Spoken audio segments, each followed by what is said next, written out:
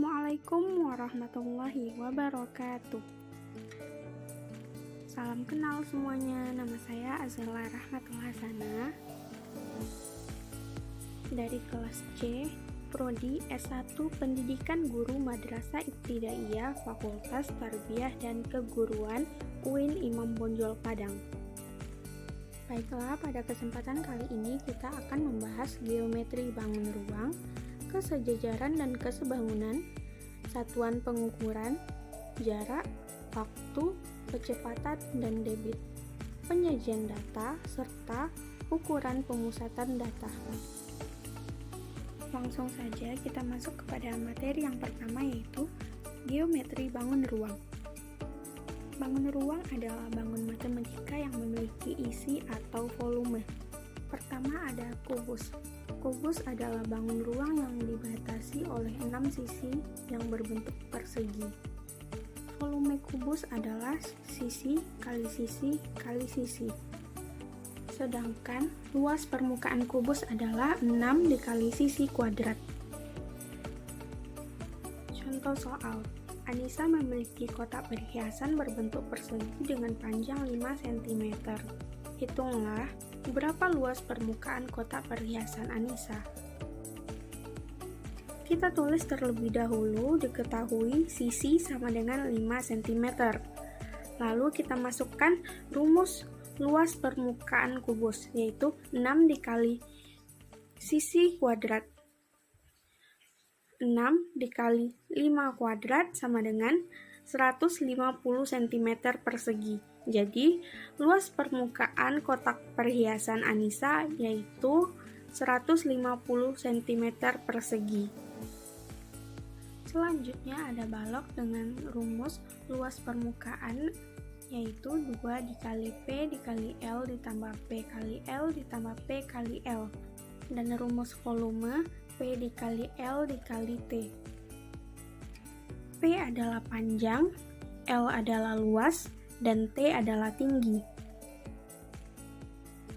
Contoh soal.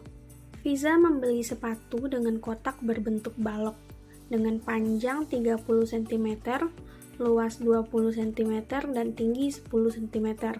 Berapa volume kotak sepatu tersebut? Penyelesaian. Yang ditanya adalah volume. Rumus volume yaitu V sama dengan P kali L dikali T. Lalu kita ganti P-nya menjadi 30, L-nya 20, dan T-nya 10. Maka hasilnya adalah 6000 cm persegi. Bangun ruang ketiga yaitu prisma. Prisma adalah bangun ruang yang punya bidang alas dan bidang atas sejajar serta kongruen. Prisma terdiri dari beberapa macam, yaitu prisma segitiga, prisma segi 4, prisma segi 5, dan prisma segi 6. Contoh soalnya, alas sebuah prisma berbentuk segitiga sama sisi, dengan panjang sisi-sisinya adalah 8 cm. Jika tinggi prisma 15 cm, hitunglah A. Luas permukaan prisma, B. Volume prisma. Pertama-tama, kita buat terlebih dahulu gambar prismanya dengan alas segitiga sama sisi. Penyelesaian. Untuk mencari luas permukaan prisma, rumusnya 2 dikali luas alas ditambah keliling alas dikali tinggi prisma. Nah, di sini 2 dikali luas alas, berarti kita cari terlebih dahulu luas alasnya. Karena alasnya segitiga, kita cari luas segitiganya. Untuk memudahkan, kita buat gambar segitiganya terlebih dahulu. Dapat dilihat panjang DB adalah 4 dan DC juga 4. Karena 4 ditambah 4, 8. Karena di sini tinggi segitiga belum diketahui, maka kita cari dengan teorema Pythagoras. T kuadrat sama dengan 8 kuadrat dikurang 4 kuadrat. T kuadrat sama dengan 64 dikurang 16 sama dengan 48. T sama dengan akar 48. T sama dengan akar 16 dikali 3. Maka dapat hasilnya 4 akar 3. Lalu kita cari luas alasnya, yaitu A kali T dibagi 2. Alasnya yaitu 8 dikali T, tingginya 4 akar 3 dibagi 2 sama dengan 16 akar 3 cm persegi. Karena luas alas sudah diketahui, langsung kita masukkan ke rumus luas permukaan prisma, yaitu 2 dikali luas alas, di mana luas alasnya 16 akar 3 ditambah keliling alas, yaitu 8 ditambah 8 ditambah 8 dikali tinggi prisma 15. Maka dapatlah hasilnya 32 akar 3 ditambah 360. 32 dan 360 dapat dibagi 8, maka sama-sama kita bagi 8. Dan dapatlah hasil luas permukaan prismanya adalah 4 akar 3 ditambah 45 cm persegi. Selanjutnya volume prisma dengan rumus luas alas dikali tinggi prisma, di mana luas alasnya adalah 16 akar 3 dikali tingginya 15. Hasilnya adalah 240 akar 3 cm kubik. Bangun ruang selanjutnya adalah bola. Bola adalah bangun ruang 3 dimensi yang dibentuk oleh tak hingga lingkaran, berjari-jari sama panjang dan berpusat pada satu titik yang sama. Rumus volume bola yaitu 4/3 dikali pi dikali R pangkat 3, di mana R adalah jari-jari dari lingkaran tersebut. Contoh soal, tentukan volume bola di samping jika R-nya adalah 7 cm. Penyelesaiannya, rumus volume bola V sama dengan 4/3 dikali pi dikali R pangkat 3. V sama dengan 4/3 dikali 22/7 dikali 7 dikali 7 dikali 7. V sama dengan 4/3 dikali 22 dikali 49 sama dengan 1437,3 cm kubik. Jadi, volume bola tersebut adalah 1437,3 cm kubik. Materi selanjutnya adalah kesejajaran dan kesebangunan. Contoh soal yang pertama, 2 lapangan sepak bola dikatakan sebangun. Lapangan A dengan panjang 120 meter dan lebar 100 meter. Lapangan B dengan lebar 80 meter. Tentukan panjang lapangan B. Penyelesaiannya kita tulis terlebih dahulu panjang lapangan A per panjang lapangan B, yaitu 120 per X. Kita tulis X karena panjang lapangan B belum diketahui, sama dengan lebar lapangan A per lebar lapangan B, yaitu 100 per 80. 100 dan 80 bisa sama-sama kita bagi 20. Maka dapat 120 per X sama dengan 5 per 4. Kita kali silang menjadi 5X sama dengan 4 kali 120. X sama dengan 4 dikali 120 dibagi 5. X sama dengan 4 dikali 24. Maka dapatlah hasilnya 96 meter persegi. Jadi, panjang lapangan B adalah 96 meter persegi. Contoh soal yang kedua, yaitu tentukan besar sudut A dan B. Penyelesaiannya, pertama kita tulis sudut C ditambah 75 derajat sama dengan 180 derajat. karena sudut C ditambah 75 adalah setengah lingkaran. Lalu 75 derajat kita pindahkan ke kanan, menjadi 180 derajat dikurang 75 derajat. Jadi sudut C adalah 105 derajat. Karena sudut C sehadap dengan sudut A, maka besar sudut A adalah 105 derajat. Nah, untuk mencari sudut B, kita tulis sudut A ditambah sudut B sama dengan 180 derajat. Sudut A-nya kita ganti menjadi 105 derajat ditambah sudut B sama dengan 180 derajat. Lalu 105 derajat kita pindahkan ke kanan menjadi 180 derajat dikurang 105 derajat. Maka dapat hasilnya adalah 75 derajat. Jadi, besar sudut A adalah 105 derajat dan besar sudut B adalah 75 derajat. Selanjutnya yaitu satuan pengukuran, di mana ada pengukuran panjang, pengukuran waktu, dan pengukuran berat. Contoh soal, Cynthia mengukur tinggi badannya kemarin di UKS. Di sana menunjukkan angka 14 desimeter. Berapakah tinggi Cynthia jika dalam satuan sentimeter? Penyelesaiannya dapat dilihat pada tangga satuan panjang tersebut bahwa dari desimeter ke sentimeter turun 1. Maka 14 dikali 10 karena setiap yang turun satu tangga dikali 10 dan dapatlah hasilnya 140 cm. Jadi, tinggi Cynthia adalah 140 cm.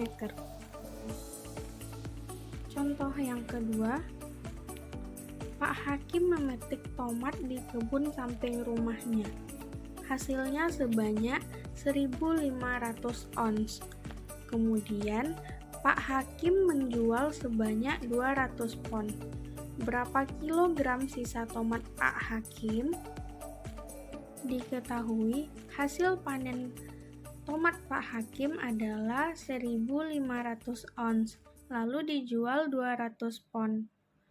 1 pon sama dengan 5 ons, maka 1.500 ons dikurang 200 dikali 5 sama dengan 1.500 ons dikurang 1.000 ons, maka hasilnya adalah 500 ons.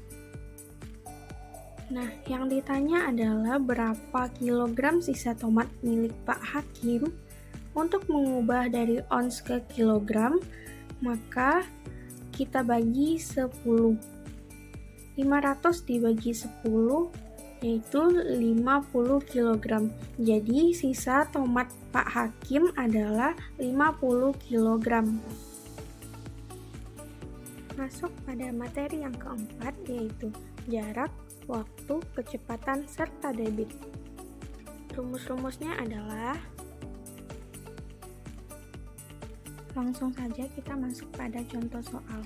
Yang pertama, sebuah selang dalam waktu 10 menit dapat mengalirkan air sebanyak 20 liter. Berapa liter per menit debit selang tersebut? Pertama, kita buat diketahuinya, yaitu ada waktu 10 menit, volume 20 liter. Pertanyaannya adalah berapa debit selang tersebut? Rumus debit adalah volume dibagi waktu, maka 20 dibagi 10. Dan dapatlah debit selang tersebut, yaitu 2 liter per menit. Soal yang kedua, volume sebuah kolam adalah 4.000 desimeter kubik. Kolam itu akan diisi air melalui selang dengan debit 200 desimeter per menit. Berapa waktu yang dibutuhkan hingga kolam tersebut penuh? Diketahui, volume kolam tersebut adalah 4.000 desimeter kubik. Debitnya 200 desimeter per menit. Yang ditanya adalah berapa waktu yang dibutuhkan hingga kolam tersebut penuh. Rumus waktu adalah volume dibagi debit, maka 4.000 dibagi 200. Dan dapatlah waktu yang dibutuhkan hingga kolam tersebut penuh adalah 20 menit. Nah, udah mau masuk materi yang kelima nih teman-teman. Masih semangat kan? Harus semangat dong ya. Materi yang kelima ini adalah penyajian data. Penyajian data adalah salah satu kegiatan dalam pembuatan laporan hasil penelitian yang telah dilakukan agar data yang telah dikumpulkan dapat dipahami dan dianalisis sesuai dengan tujuan yang diinginkan. Dalam penyajian data, baik data tunggal maupun data kelompok ada beberapa cara, yaitu menggunakan tabel, diagram batang, diagram garis, serta diagram lingkaran. Contoh soal, buatlah diagram batang dari data di samping. Penyelesaiannya, pertama kita buat garis lurus dan garis melintang. Garis lurus untuk banyak siswa dan garis melintang untuk cabang olahraga. Lalu sesuaikan cabang olahraga dengan banyak siswa yang mengikutinya. Contoh soal yang kedua. Sajikan data berikut dalam bentuk diagram garis. Jumlah pengunjung 4 bulan terakhir di Plaza Andalas. Penyelesaian. Pertama sekali kita buat garis tegak dan garis melintang, di mana garis tegak itu untuk banyak pengunjung dan garis melintang untuk bulan. Selanjutnya kita buat garis putus-putus untuk menghubungkan bulan dengan banyak pengunjung. Dan pada pertemuan garis putus-putus tersebut, kita jangan lupa menambahkan titik. Nah, selanjutnya hubungkan titik-titik tersebut. Dan inilah bentuk diagram garis jumlah pengunjung 4 bulan terakhir di Plaza Andalas. Nah, materi yang terakhir pada pembahasan kali ini adalah ukuran pemusatan data. Ukuran pemusatan data ada mean, median, dan modus. Langsung saja kita masuk kepada contoh soal yang pertama. Perhatikan nilai ujian Ana berikut ini. Di antaranya ada 7, 9, 7, 8, 9, 6, 8, 7, 8, dan 9. A. Tentukanlah mean. B. Tentukanlah median. Jawab. Untuk mencari mean, jumlah data dibagi banyak data. Jumlah datanya kita tambahkan semua, 7 ditambah 9 ditambah 7 ditambah 8 ditambah 9 ditambah 6 ditambah 8 ditambah 7 ditambah 8 ditambah 9. Kemudian dibagi banyak datanya yaitu 10.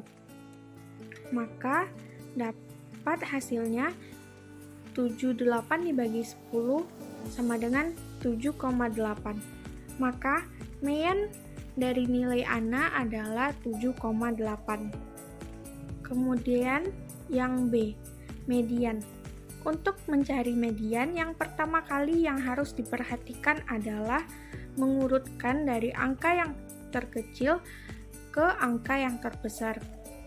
Selanjutnya yang harus diperhatikan adalah ganjil atau genap banyak bilangan tersebut. Berhubung data kita kali ini adalah genap, maka dua angka di tengahnya kita bagi 2, yaitu 8 ditambah 8 dibagi 2 sama dengan 8. Jadi median dari nilai Ana adalah 8. Kita lanjut ke soal yang kedua. Di sini sudah ada modus data kelompok. Untuk modus data kelompok, kita harus mengetahui letak kelas modusnya di mana. Nah, untuk kelas modus, kita cukup melihat nilai frekuensi tertinggi, yaitu 8. Sebelum mencari modus, kita harus mengetahui tepi bawah, yaitu 47 dikurang 0,5 sama dengan 46,5. D1 yaitu frekuensi tertinggi dikurang frekuensi sebelumnya, yaitu hasilnya adalah 3. Dan D2 adalah frekuensi tertinggi dikurang frekuensi setelahnya, sama dengan 6.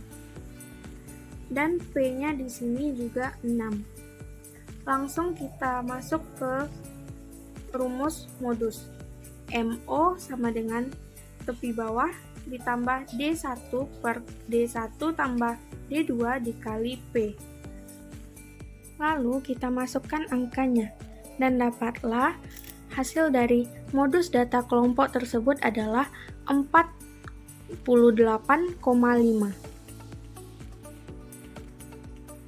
Mungkin sekian pembahasan kita hari ini. Sekian, terima kasih.